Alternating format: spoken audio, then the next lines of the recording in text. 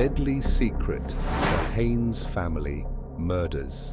A quiet Pennsylvania town, a horrific crime, a family torn apart overnight. But who was behind it and why? On May 11th, 16-year-old Kevin Haines practically bounced with excitement on his seat on the bus as he headed home from Manheim Township High School outside of Lancaster, Pennsylvania. His older sister, Maggie, had just come home from college the day before, and their dad was going to make his signature spaghetti and meatballs to celebrate her return.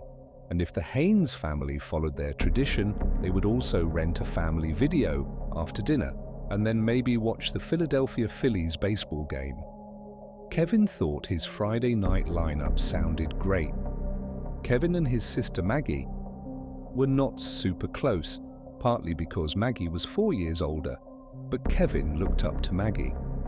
She was cool and stylish and so athletic she actually ran for the Bucknell University track team, and Maggie admired her brother right back, even bragging about him to her college friends. Kevin was a straight-A student in his school's gifted program and a member of the school's Quiz Bowl team, which competed against other high schools to show who was the smartest. And his big sister had plans to make Kevin even better this summer. She had promised to fix his nerdy fashion sense. She told him no more knee-high white socks with khaki shorts. Kevin chuckled to himself as he rode along at the idea that his sister was going to fix him. He was a very modest young man, his round face turning bright whenever he became the center of attention, and he would never brag. But Kevin knew that he was doing a lot of things right already. He was close to getting his Eagle Scout badge from the Boy Scouts, and he had just passed his driver test. He was a homebody by nature, but he was emerging as a young man ready to take on the world. The evening before, he had gone to a meeting at his school about a class trip to Germany in July. Kevin's family, like so many in eastern Pennsylvania, traced their ancestry to Germany, and Kevin had always dreamed of visiting. Finally, it was actually happening, and best of all, his roommate on the trip would be one of his two best friends, Alec Kreider. Now on the bus, he and Alec chatted excitedly about all the things they planned to do in Berlin, Germany's capital, when Kevin wailed into the kitchen of his family's neatly kept middle-class home.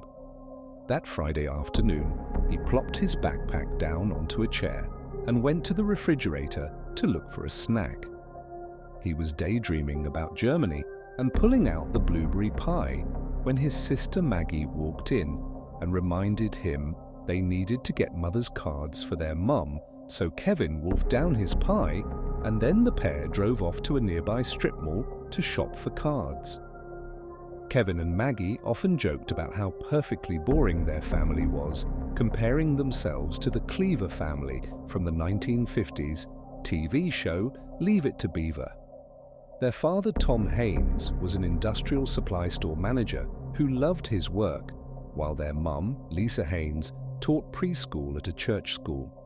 None of them did drugs or drank much alcohol, and neither Kevin nor Maggie had ever had a serious romance on Sundays. They all went to church.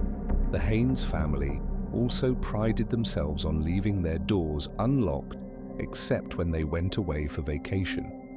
Their town was on the edge of Amish country, where the straight-laced Amish people still travel in horse-drawn wagons, and crime was so rare that many of their neighbors did the same thing in Manheim Township.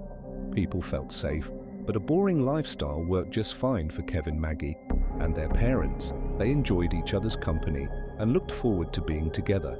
Both Maggie and Kevin were back at the house by the time their father, Tom, came blazing in promptly at 5 to start getting dinner ready.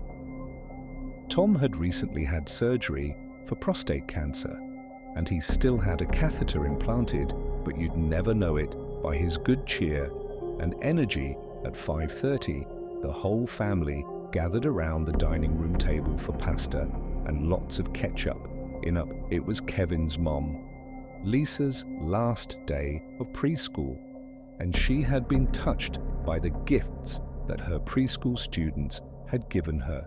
She planned to write notes back to all of her little scholars. Maggie talked about her professors at Bucknell. Some she loved, others not so much.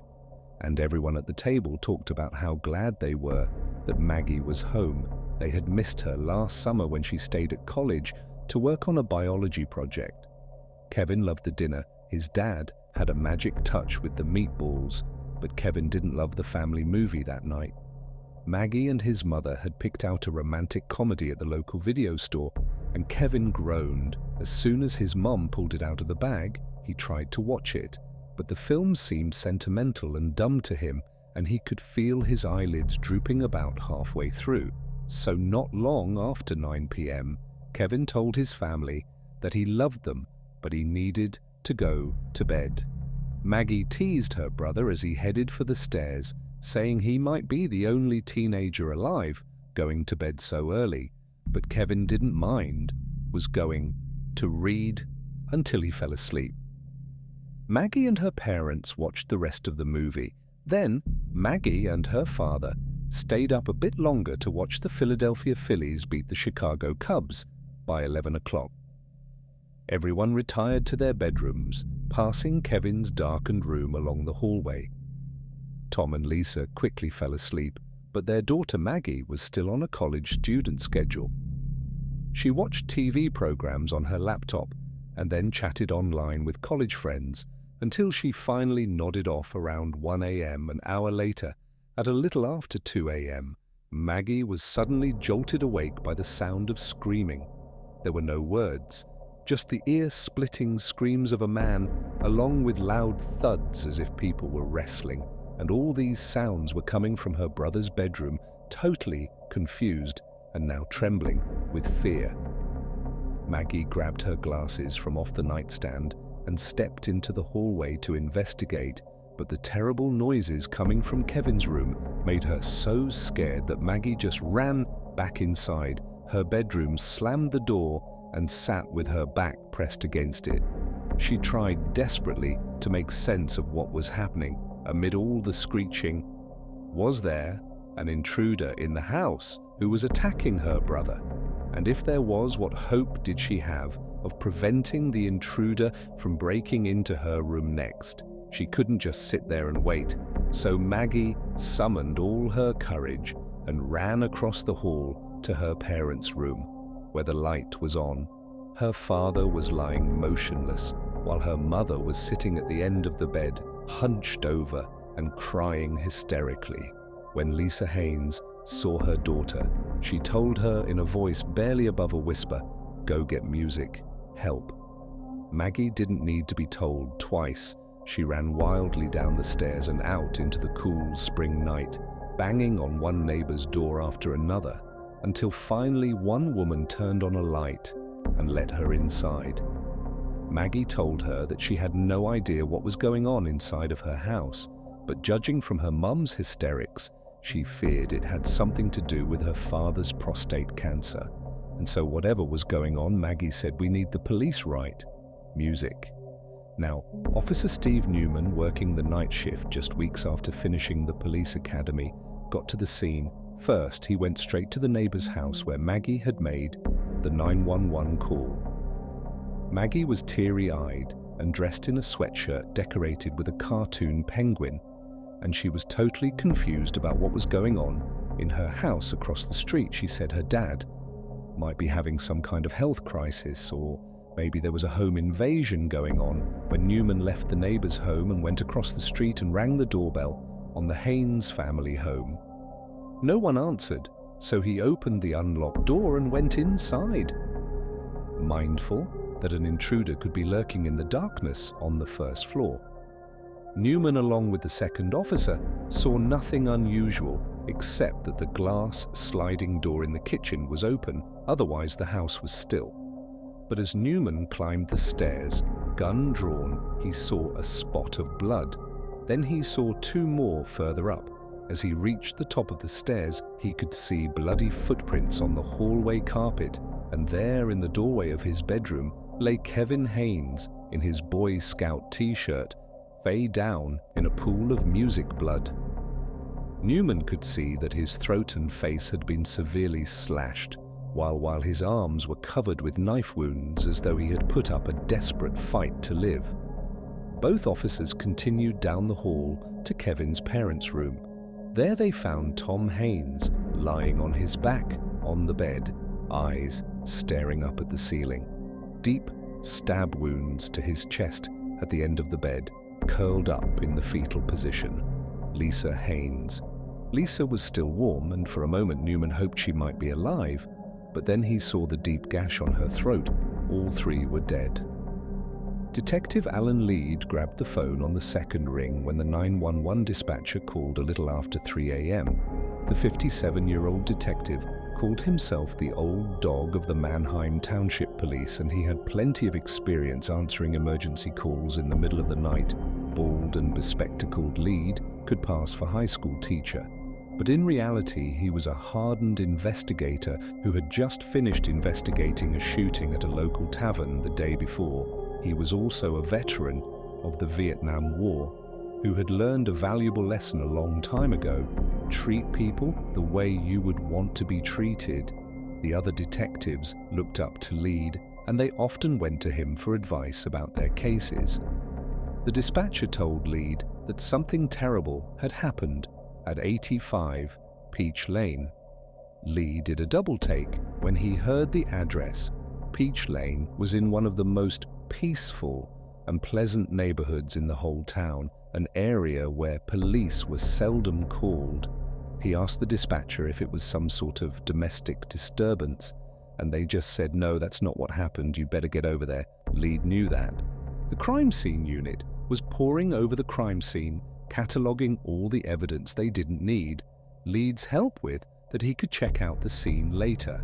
Right now, Lead needed to talk to the only surviving witness, Maggie, and by now, Maggie was on her way to the police station, so Lee got dressed, jumped in his car, and headed into the office. Maggie was already in an interview room talking to another detective when Lead arrived, and the detective excused himself to brief Lead on how it was going. The whole conversation was making him uncomfortable. The detective said Maggie seemed relaxed and chatty, and she kept talking about her family in the present tense as though they were not dead. The detective said she didn't seem like a woman who had just lost her entire family. Lee looked through the one-way glass into the room where Maggie was still sitting, occasionally looking up and smiling in their direction. Other times, she smoothed her hair and sat with her hands folded on her lap as though she was just awaiting instructions. The other detective was right.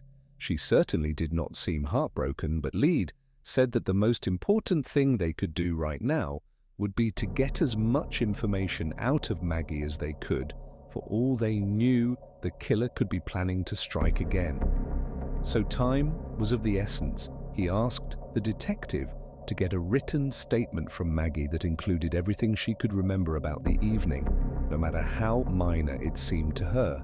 The tiniest detail could turn out to be a critical clue, so the detective sat Maggie up with a laptop computer and gave her an assignment: tell us what happened. And Maggie took it to heart, typing page after page about everything that took place. Since she returned home from college, she wrote about the TV shows she watched and how her parents didn't understand the TV show Grey's Anatomy. She wrote about doing a crossword puzzle with her mother, and she wrote about the score in the Phillies game that she watched. But when Maggie got to the moment that she heard screaming from her brother's bedroom, her account became less and less specific. She never saw the intruder.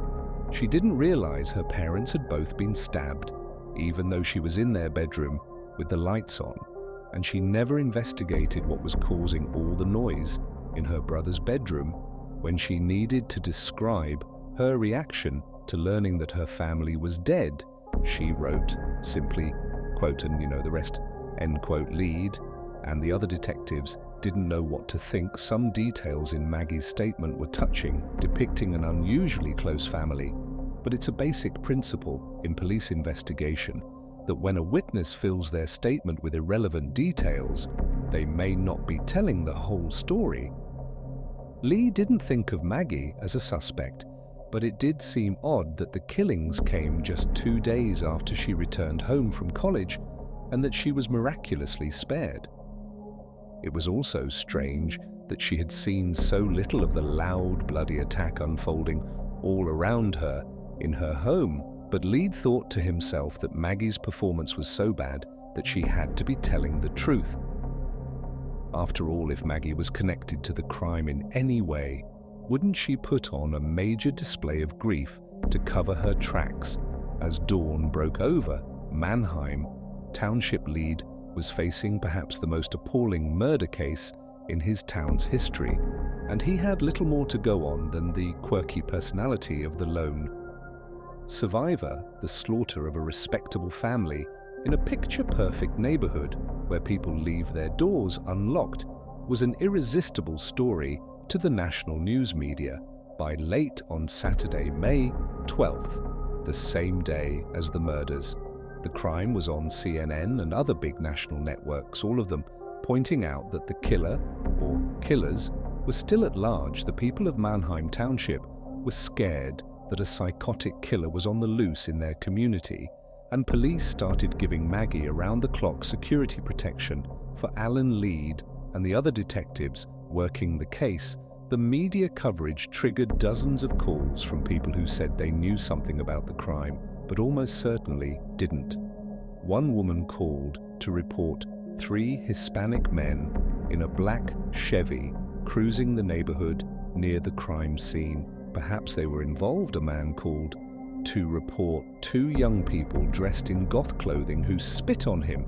Maybe they were the killers. One couple who called in actually volunteered the use of their bloodhound dog, Nellie, which initially seemed like a smart idea to lead, so let Nellie sniff blood spatters at the crime scene and then turned her loose, and Nellie took her handlers as well as the police on a zigzagging tour of the business district before finally leading them to a burger restaurant that Nellie thought smelled delicious. And it was at this point that her handlers admitted that Nellie very likely had no idea whether Haines' killer had fled. The police had no solid suspects, but their crime scene investigation at least gave them some clues. It appeared that the killer, or killers, had struck the parents first, then savagely attacked their son Kevin, leaving blood everywhere, including on the bottom of the killer's shoes. That's what left the bloody footprints in the upstairs hall. If they could find the shoes that matched the prints, they would have their killer. Despite the extreme violence, there was no sign of robbery. Lisa Haines's jewelry and other valuables in the house were undisturbed. Whoever killed the family had likely targeted them for some reason other than money, and the viciousness of the attack on Kevin specifically made police suspect that Kevin might have been the primary target. There was also one other disturbing detail at the crime scene. They found blood in the downstairs bathroom, as though the killer had taken the time to clean up before leaving the murder scene. Their killer, it seems, was not remotely in a hurry. Maggie's role in all of this, if any, remained a mystery. Almost immediately, rumors spread that a former boyfriend of Maggie's could be the killer. But Maggie had never had a serious boyfriend. Lead asked an FBI analyst to read Maggie's written statement to see if he saw signs of deception about the murders. The analyst said they did not, and so it seemed to Lead that people were gossiping about Maggie, mainly because she was the only family member to survive. The police began interviewing everyone who knew the family, hoping that they might gain some insight into who would want to hurt them. But the Haines family were a tough family to hate. Person after person reported how decent and friendly they all were, and how they always tried to do the right thing. Kevin had 2 best friends, Alec, who he was going to Germany with, and Warren Tobin, who he had known since elementary school and ate lunch with in the school cafeteria. Most days these 3 were so close that they called themselves the 3 Musketeers. If anyone would know who might hate Kevin and his family enough to kill them, it would be Alec or Warren. But the detective who called them came away with few concrete leads. Warren, who was choking back tears, said that Kevin got along with everyone. He said Kevin didn't socialize much, but he was always helpful to his classmates, and no one seemed to pick on him. Warren said all of the Hayes' family members were extremely nice and he couldn't understand why they had been attacked. Kevin was even closer to Alec, who lived just a half-mile away. Not only were they going to Germany together, but they were well known at the high school for their good-natured cafeteria debates about everything from religion to politics. But Alec said he was just as baffled as Warren when Warren called him on Saturday with the horrible news. Alec said he initially thought Warren was just making a terrible joke. He said he couldn't think of a single person with a bad opinion of Kevin, except for perhaps a couple of students in math class who occasionally teased him, but it seemed like no big deal to Alec. In all their interviews, police found only one trace of ill will towards the Haines family. One of Tom Haines' co-workers said that Tom, in his role as a manager, had recently threatened a new employee with firing if his performance didn't improve. The co-worker said the two men got into an angry discussion behind closed doors in Tom's office, but when one of Leeds' detectives tracked down this new employee, he denied there had ever been any shouting or even any anger, and he had a perfect alibi. He and his wife were out late with another couple the night of the murders, so it was another dead end. Then on May 15th, so 3 days after the murders, Leard got a call from an alert trooper in North Carolina who had pulled over two men in their 20s for speeding, and then discovered they had been smoking marijuana as well.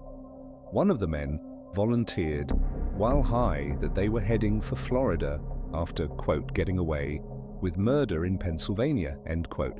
The trooper was aware of the Haines family murders, and so he searched this vehicle closely until he found a knife.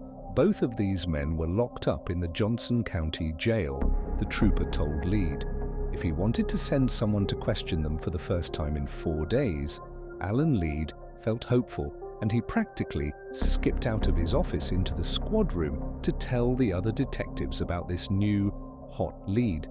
He told them how one of these suspects even had lacerations on his right hand. The guy claimed the injury was from a sawmill, but those cuts could also come from violently murdering people, Lead told his team. We may have our killers.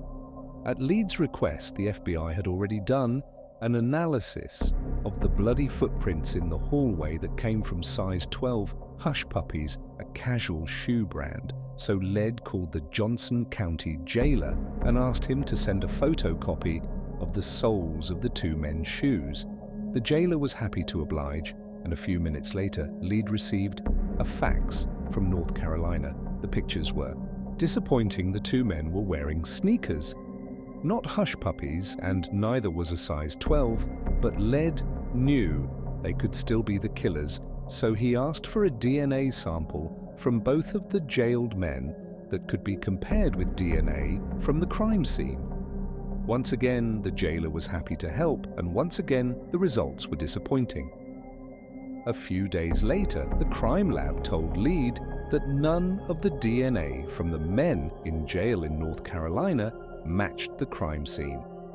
They were not the murderers. Feeling very discouraged, Lead thought to himself. You know, maybe they were thinking about this case all wrong. The FBI had told investigators that the murders had the earmarks of a crime by someone who knew their victims, not a crime committed by strangers. The killer or killers had used a knife, which is a very intimate murder weapon, and the attack on Kevin seemed an act of pure hatred, and whoever had done this did seem to know their way around the house, likely knowing that the Haines did not lock their doors. Maybe Lee thought to himself investigators needed to keep looking closer to home on May 19th. So a week after the murders, people crowded into the Otterbein United Methodist Church for a memorial service for the Haines family. It was a church that had long been at the center of the family's life. Kevin's grandmother was one of the church's founders. While Tom had served as a trust, the crowd grew so large that volunteers hastily set up folding chairs at the back of the church to accommodate the overflow, All the while, a Pennsylvania state trooper videotaped everyone coming in the door, and local police were stationed all over the building just in case the killer might reveal themselves moments before the service was about to start. Detective Lead escorted Maggie and her other family members into the church, where they somberly took a seat in the front row. The entire chamber immediately fell silent, except for the sobs of Warren Tobin's sister. The pastor spoke about the mystery of evil and the promise of the afterlife for the faithful Tom, Lisa, and Kevin Haines, providing some comfort amid such a staggering loss. But then the pastor invited Lisa Haines' brother to the podium, and his message sent a shiver through the entire congregation. He talked about the profound impact the murders were having on the Hayes family, as well as the larger community, and he called on the killer to come forward and ask Maggie for forgiveness. He said the killer might even be here right now at this memorial service, posing as a grieving friend or loved one for Kevin's friend Alec, who was seated with the German teacher who would have chaperoned Alec and Kevin to Germany that summer. The message that the killer might be in that room was overwhelming. By the time the service was over, Alec had bladed up his fists, his face was glowering, and when several girls tried to comfort Alec and give him a hug, he grew rigid and stepped back. Alec stalked off to his father's car, where he sat fuming. And when his dad got in, he asked, "What was going on?" Alec said he was furious at all the hypocrites in the service who never cared about Kevin when he was alive, but now that he was dead, everyone was acting so sad in public, like he mattered to them, but they didn't care. And in fact, Alec was now convinced, like Lisa Haynes' brother, that the killer had to be one of those hypocrites. They were there in the church. He knew it by May 22nd.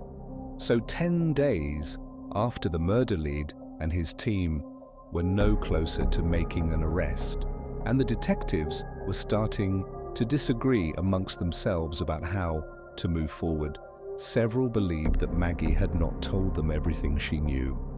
Maybe Maggie was not involved in the crime, but she could be holding back details about the family's history or something that happened on the night of the murder that could help them solve the case, and so they wanted to bring Maggie back to the police station. For more questioning, Lee didn't like the idea Maggie had answered their questions over and over again, often giving investigators more details than they really wanted. What more could she have to say? And Lead feared that Maggie might have a serious emotional breakdown if they asked the same questions again, as though they didn't believe her earlier answers. But Lead ran the team like a democracy, and when the other detectives outvoted him, he agreed to question Maggie one more time at 11 a.m. That morning, Lead walked into an interview room and sat down across from a now somewhat resentful Maggie Haines. But to Lead's surprise, Maggie did have more to say, as Lead asked question after question. In his gentlest voice, Maggie energetically responded, as Maggie recalled the unfolding attack on her family. She said she could smell the blood when she stepped from her bedroom out into the hall when she got to her parents' room. She couldn't see any blood, she said.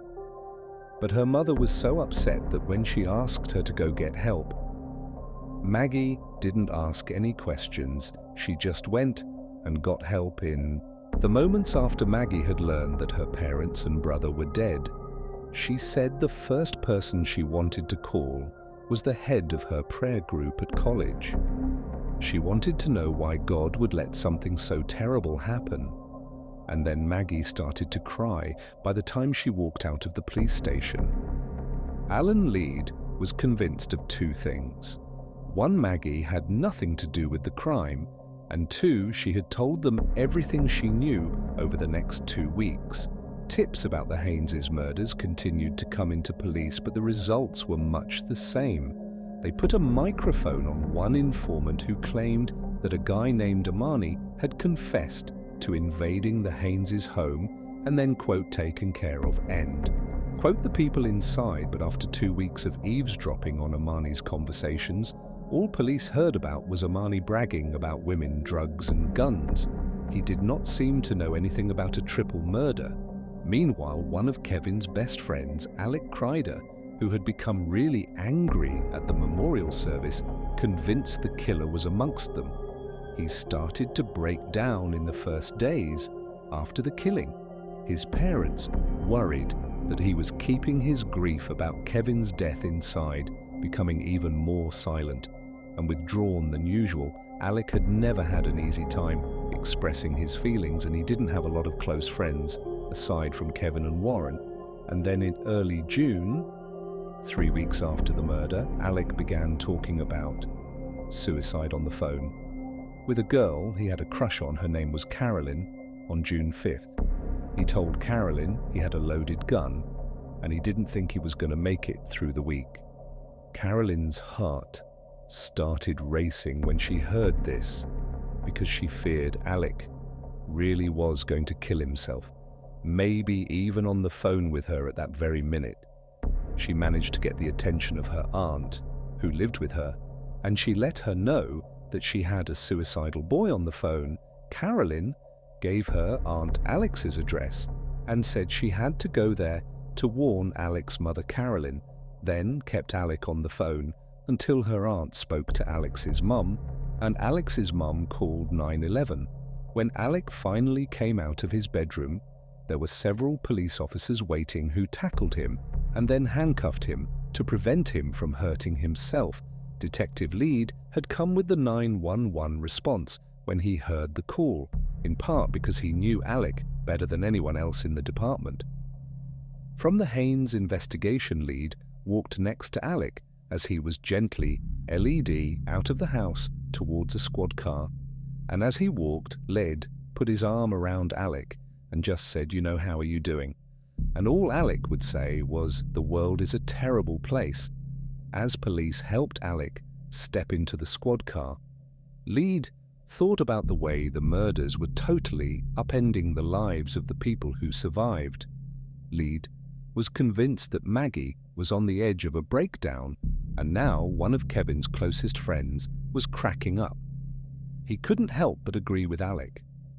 The world is a terrible place. The next day, on June 6th, Alec was involuntarily committed to a mental hospital to be held for at least a week.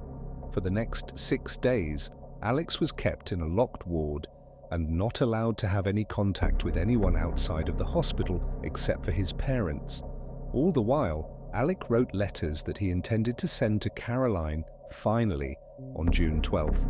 Alex's parents were scheduled to come to the hospital for a family therapy session, and Alec was looking forward to seeing them. But Alex's parents had bad news. Carolyn did not want to have a romantic relationship with him after all the suicide talk and threats of violence. Carolyn's aunt told them that the teen only wanted to be friends, nothing more. The second Alec heard this, he seemed to just crumple in his chair and let out a laugh that was anything but amused. He looked at his parents and told them bluntly to get out of the room. He needed to speak to his therapist alone. The therapist was only in the room with Alec for a few minutes before she emerged looking like she had seen a ghost.